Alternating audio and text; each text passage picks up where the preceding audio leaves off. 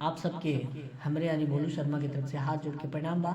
आप सबके लिए हमें वो गीत भेजे तनी, उम्मीद करब कि पसंद आई।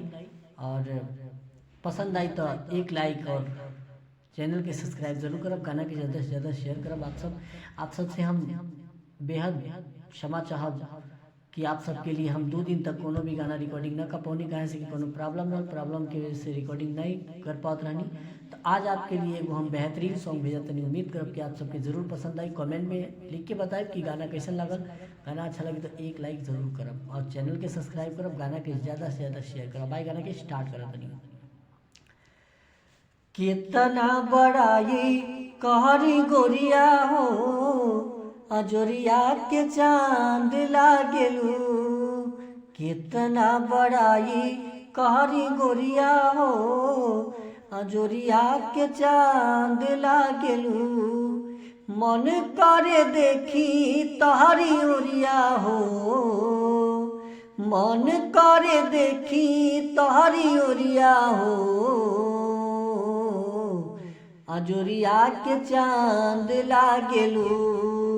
कितना बड़ाई करी गोरिया हो, अजोरिया के चांद लागेलू।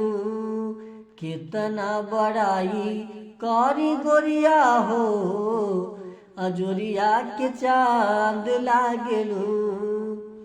बॉडी के बनावट जैसे लागेलू तुहूर हो, तहरा आगे फेल बारे हीरा कोहिनूर हो।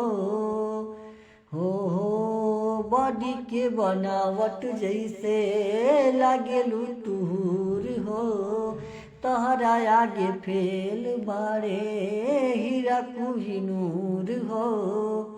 रूपावा कहाँ से कैलू चोरिया हो, रूपावा कहाँ से कैलू चोरिया हो। हाय अजोरिया के चांद लागेलू। कितना बड़ाई करी गोरिया हो, अजोरिया के चांद लागेलू। कितना बड़ाई करी गोरिया हो, अजोरिया के चांद लागेलू। कारी रे बदरिया जैसन कारी कारी बाल हो, इंद्र धनुहिया नैना नागिन जस चाल हो।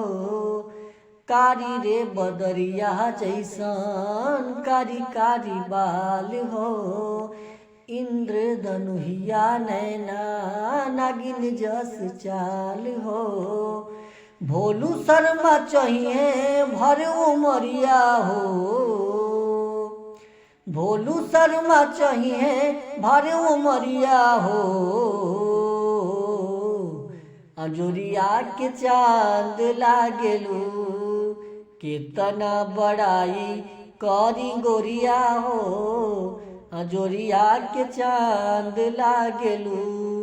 कितना बड़ाई कारी गोरिया हो, अजोरिया के चांद लागेलू। कितना बड़ाई कारी गोरिया हो, अजोरिया के चांद लागेलू। अजोरिया के चांद लागेलू। धन्यवाद। उम्मीद करब कि ये सॉन्ग आप लोग के अच्छा लगी और आप सब एंजॉय भी करब।